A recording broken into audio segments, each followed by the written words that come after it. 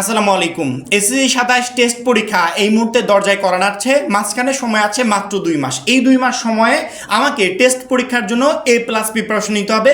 পূর্ণাঙ্গ সিলেবাসে আমাকে এই প্রিপারেশনটা নিতে হবে, তাও সকল সাবজেক্টে। কেউ যদি এখন পর্যন্ত এমন অবস্থানে থাকো যে সিলেবাসের অর্ধেক অংশ কমপ্লিট হয় নাই বা কোনো রকম প্রিপারেশন নিয়েছি সেভাবে কমপ্লিট হয় নাই, তাহলে আমি বলবো যে অবশ্যই তোমাকে সামনের এই 2 মাস এমনভাবে পরিশ্রম করতে হবে যে এই 2 মাসে যেন তুমি তোমার সিলেবাসটা কমপ্লিট করতে পারো। অর্থাৎ যেই কাজটা এই 1.5 বছরে করতে পারো নাই সেটা লাস্ট এই 2 মাসে তোমাকে করতে হবে, কারণ কি 2 মাস পরেই টেস্ট পরীক্ষা। মাত্র 250 টাকায় যারা এখনো আমাদের এসএসসি 27 টার্গেট প্লাস কোর্সে যুক্ত হওনি, খুবই দ্রুত করো, কারণ কি আমাদের কোর্সে যুক্ত হলে পেয়ে যাচ্ছ সকল সাবজেক্টের একদম শর্টকাট সাজেশন, সকল গ্রুপের পিডিএফ আকারে বিগত 5 বছরের বোর্ড এমসিকিউ উত্তর সহ পিডিএফ আকারে, প্রত্যেকটা সাবজেক্টের প্রত্যেকটা চ্যাপ্টারের চ্যাপ্টার ওয়াইজ জ্ঞানমূলক অনুধাবনমূলক প্রশ্ন উত্তর পিডিএফ আকারে। এছাড়া এসএসসি পর্যায়ের সবচেয়ে কঠিন সাবজেক্ট গণিতের অভিজ্ঞ শিক্ষক দ্বারা তৈরিকৃত চ্যাপ্টার ওয়াইজ দুর্দান্ত সব রেকর্ডেড ক্লাস, গ্রামার অংশে শর্টকাট টেকনিক ও দুর্দান্ত সব রেকর্ডেড ক্লাস, লিখিত অংশে শর্টকাট টেকনিক ও দুর্দান্ত সব রেকর্ডেড ক্লাস, পড়াশোনার রুটিন, A+ গাইডলাইন এবং ফাইনাল পরীক্ষা পর্যন্ত ফুল সাপোর্ট থাকছে মাত্র এই 250 টাকার কোর্সে।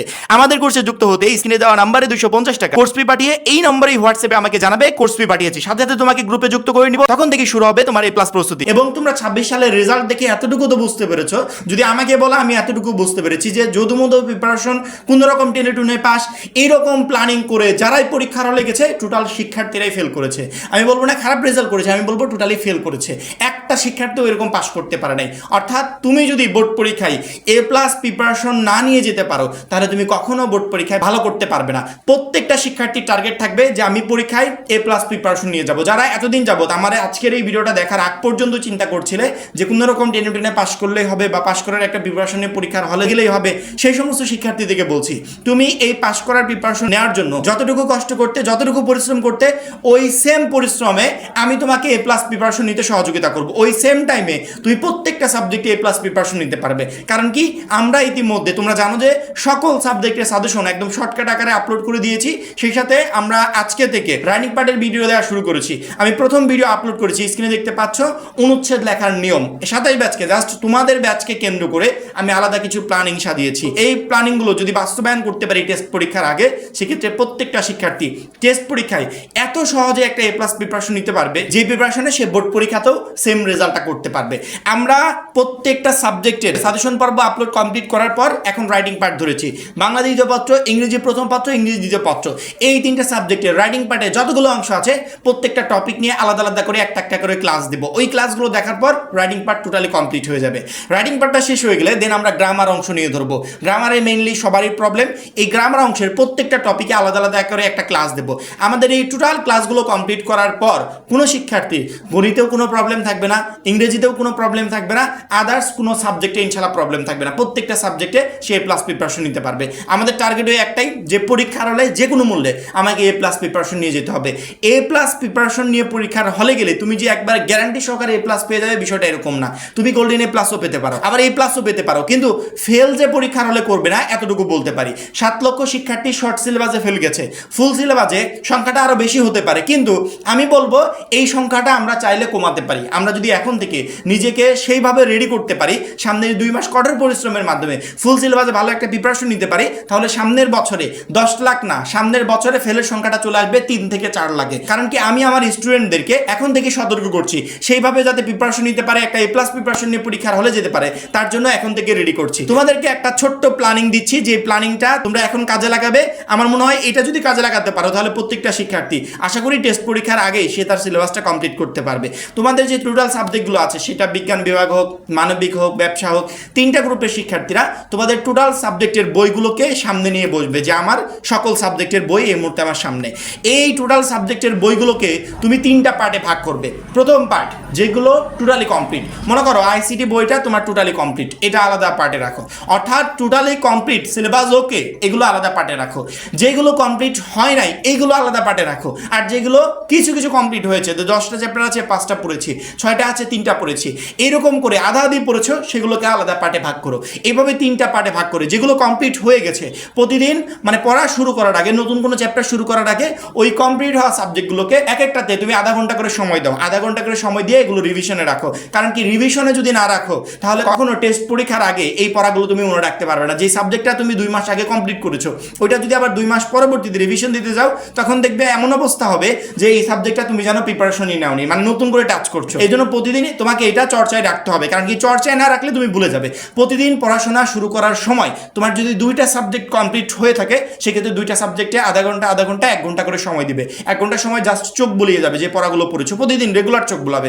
2টার জায়গায় যখন 3টা হবে, 3টার জায়গায় যখন 4টা হবে, মানে এইভাবে আধা ঘন্টা করে সময় দিবে প্রত্যেকটা সাবজেক্টের পিছনে, জাস্ট চোখ বুলিয়ে যাবে যে যেগুলো আমি কমপ্লিট করেছি এগুলো একটু দেখি কি অবস্থা। যখনই তোমার প্রথম দিকে অর্থাৎ দিনের শুরুতে তোমার রিভিশন দেওয়া আসে, যে সাবজেক্টগুলো তুমি কমপ্লিট করে ফেলেছো, দেন যেই সাবজেক্টগুলো তুমি কমপ্লিট করতে পারো নাই, আধা আধা কমপ্লিট আছে, যে 10টা চ্যাপ্টারের ভিতরে 5টা পড়েছি আর 5টা বাকি আছে, এখান থেকে প্রতিদিন একটা করে চ্যাপ্টার নিবে। এই একটা চ্যাপ্টারের পিছনে 2 ঘন্টা 3 ঘন্টা যতটুকু সময় লাগে ততটুকু সময় দিয়ে ওই চ্যাপ্টারটা কমপ্লিট করবে। রেগুলার একটা করে চ্যাপ্টার কমপ্লিট করবে, এরকম টার্গেট থাকবে যে আমি রেগুলার একটা করে চ্যাপ্টার কমপ্লিট করব। ওই একটা করে চ্যাপ্টারের পিছনে যদি 2 ঘন্টা সময় লাগে আমি 2 ঘন্টা দিই, আমি প্রতিদিন 2টা চ্যাপ্টার কমপ্লিট করি, 2টাতে আমার 2-4 ঘন্টা লাগবে। যদি আমার 5টা চ্যাপ্টার বাকি থাকে, এভাবে যদি 5 দিন আমি কন্টিনিউ করি, ওই 5টা চ্যাপ্টারও কমপ্লিট হয়ে যাবে। তখন যেই সাবজেক্টগুলো আমি বাদ রেখেছি, যেগুলো কমপ্লিট করতে পারি নাই, আধা আধা কমপ্লিট ছিল, 5 দিন পর দেখবে এই আধা আধা কমপ্লিট হওয়া সাবজেক্টগুলো আমার ফুল কমপ্লিট যে সাবজেক্টগুলো আছে ওই সাবজেক্টগুলো তালিকায় পড়ে গেছে। এইভাবে 10 দিন 15 দিন 20 দিন 25 দিন কন্টিনিউ করার পর যে সাবজেক্টগুলো তোমার অল্প অল্প কমপ্লিট ছিল, যে অল্প অর্ধেক কমপ্লিট করেছে আর অর্ধেক কমপ্লিট করতে পারে নাই, এই টোটাল সাবজেক্টগুলো প্রথম পার্টে চলে যাবে, যেই পার্টে তুমি ফুললি সবকিছু কমপ্লিট করেছো। তাহলে তোমার হাতে পার্ট হলো কয়টা? 2টা পার্ট।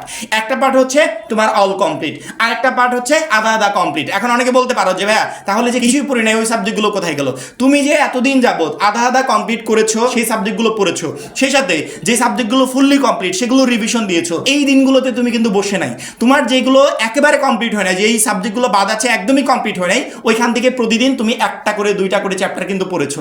এই 1-2টা চ্যাপ্টার পড়ার কারণে ওইগুলো তোমার আবার দ্বিতীয় লিস্টে চলে আসছে, যেখানে অর্ধেক চ্যাপ্টার পড়েছো অর্ধেক চ্যাপ্টার পড়ো নাই, অর্থাৎ যেগুলো একেবারে পড়ো নাই 20 দিন 25 দিন পড়ার পর এই সাবজেক্টগুলো তোমার দ্বিতীয় লিস্টে চলে আসছে, আর দ্বিতীয় লিস্টের সাবজেক্টগুলো চলে গেছে প্রথম লিস্টে। সেক্ষেত্রে কিছুই পড়ো নাই, এরকম কোনো সাবজেক্ট আর তোমার বাকি নাই। এখন তোমার সামনে শুধুমাত্র 2টা পার্ট, এক হচ্ছে ফুললি কমপ্লিট করেছো যে সাবজেক্টগুলো, আরেক হচ্ছে আধা আধা কমপ্লিট করেছো যে সাবজেক্টগুলো।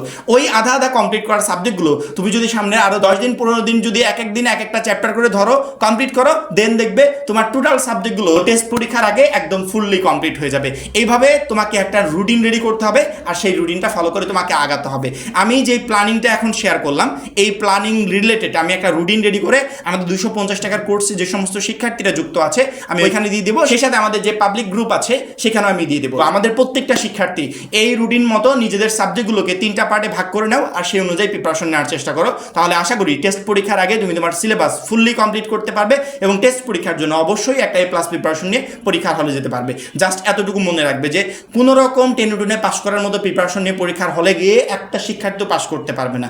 আমাদের প্রিপারেশন নিতে হবে, আমি A+ প্রিপারেশন নিয়ে পরীক্ষার হলে যাব, সেক্ষেত্রে হয়তো বা তার থেকেও বেটার রেজাল্ট করতে পারি, তবে মিনিমাম আমি ফেল করবো না পরীক্ষার হলে, অবশ্যই ভালো একটা রেজাল্ট করবো। আমাদের প্রত্যেকটা সাজেশন ভিডিও, আমাদের প্রত্যেকটা গাইডলাইন ভিডিও, আমরা যে PDF-গুলো দিয়েছি, এই টোটাল এভরিথিং কমপ্লিট করার পর একটা শিক্ষার্থী এতটুকু বলতে বাধ্য হবে যে আলহামদুলিল্লাহ আমার ফুল সিলেবাস কমপ্লিট, আমি এখন পরীক্ষার জন্য রেডি, সেটা টেস্ট পরীক্ষা হোক বা বোর্ড পরীক্ষা হোক। আমার মনে হয় প্রত্যেকটা শিক্ষার্থীকে বোঝাতে পেরেছি। এখন এই পর্যন্তই। পরবর্তী ভিডিওর জন্য অবশ্যই চ্যানেলটাকে সাবস্ক্রাইব করে রাখবে।